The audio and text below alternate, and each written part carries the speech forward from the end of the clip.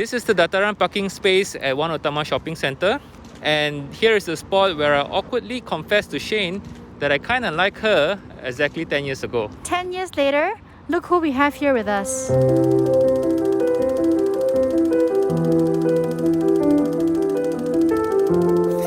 10 years ago, Shane and I was working at KPMG, and at that point in time, I was actively blogging. It was a typical blog reader met blogger story. Shane was reading my blog as a silent reader. I was reading his blog since uni days. It was a great de-stressor. So one day when I was at the corporate floor, I came out to fill my water at the pantry.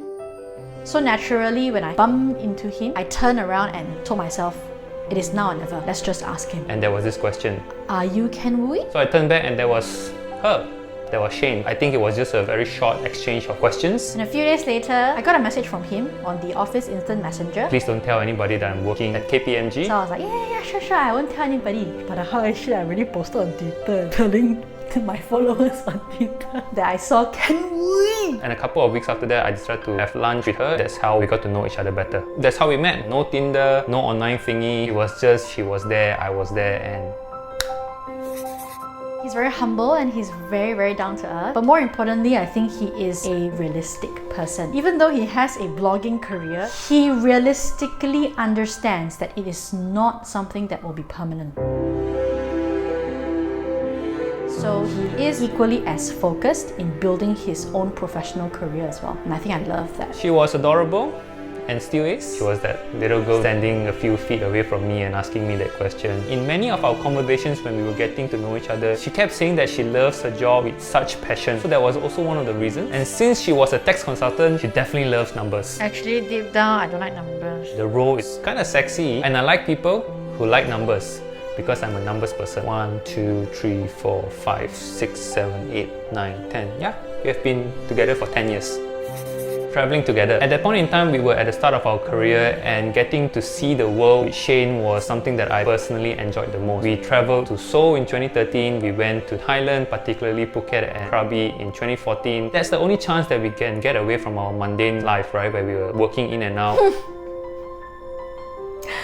It was in April 2012. I'll never ever forget. My first time meeting his mom. He was gunning for Kenny G's concert tickets. So we had to drive back to Ipoh for him to collect his saxophone to take some photos for a blog post. So when we got to his place, he introduced me as his friend. Ma, my friend. To summarize it, new place, new culture, new experiences, but with the same person. I really enjoy traveling with Shane. Shane is a good travel partner, although I plan most of it. Being with her, doing exciting things with her, walking around and getting tired with her was one of the most memorable things when we were dating. Well, I guess girls being girls lah. For the 2.5 hours drive back on a Friday night, I ain't talking to him. He has to repent. That was our most memorable moment dating. He just conveniently forgets about it. I don't know. Nothing in particular actually. I think a lot of us tend to want to look for the one. To be honest, I think I was also like that previously when I was much younger. But I know both of us work very hard to make things work. She's the person that I like to be with, invested most of my time with, getting comfortable being myself. And that's the reason why I feel like I wanted to spend the rest of my life with her. He gets the numbers rolling. That's why he's the one. I remember telling Shane that I will only marry her 10 years later. And if that really happened, we're only getting married today. What? Yeah, what? 10 years, what, right?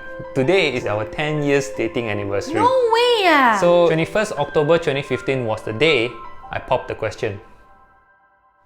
We were on our trip of a lifetime. Shane and I was on a trip to Europe. It was a 2-week trip. It was my first ever Europe trip. And we were doing a 7 days Europe taster tour with Expat Explore. Paris, Switzerland, Rhine Valley in Germany, Amsterdam, Brussels before heading back to London. And of all those days, I honestly do not know when I want to propose. The only thing I know is that the ring is always in my backpack. I know Shane wouldn't find out because she doesn't dig into my stuff. That's a plus point. I remember it was in Switzerland. On the second day on our Switzerland stop, and it was a perfect weather. Blue sky, it was perfect for a proposal. So that was there and then where I decided to propose to her. On the day itself, we were supposed to go up to Jungfraujoch, which is one of the highest peaks in Europe, and we took the train all the way up. I remember we were were at the peak. I mean beautiful is it's an understatement. I made a pact with a Malaysian guy on the tour itself. I asked him to stay close by so that I can pass him the camera. But all he was doing was running away from me. I found the spot that I wanted to propose. It was clear, there was a mountain peak on the background, just where I wanted to propose to Shane. But the only problem is that I couldn't find him. So Shane was following me around. And I wanted to take a photo with him, tagging along like a little puppy, walking around, and then he's like just walking away from me like, why? I don't know why. There was something bothering me. Where is that dude? Where is my brother, man? But since I can't find him, I decided to just go ahead with another lady from the same tour.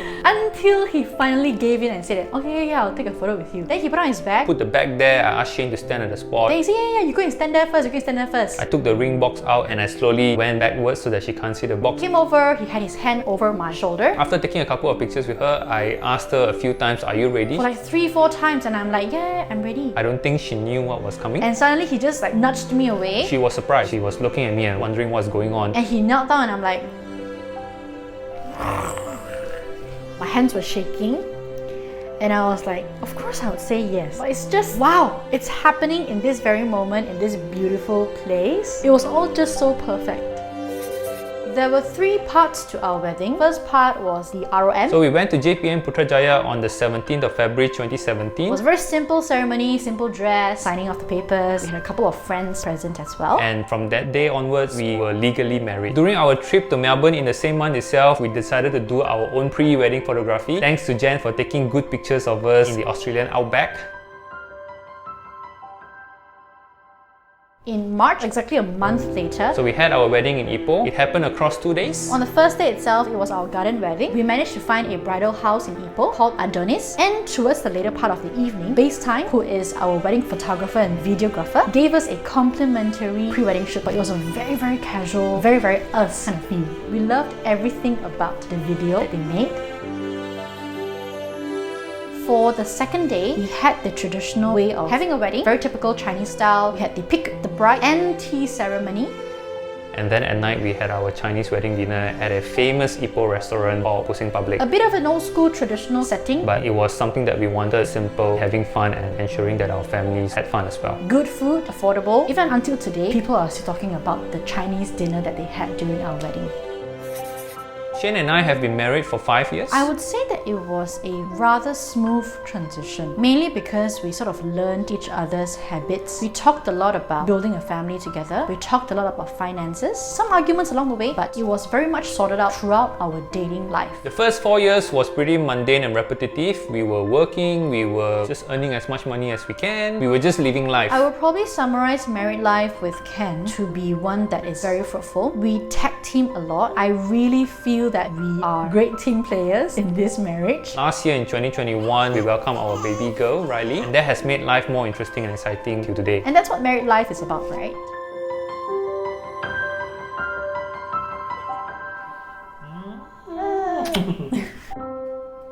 What if I told you to press record? Did you not? You did, right?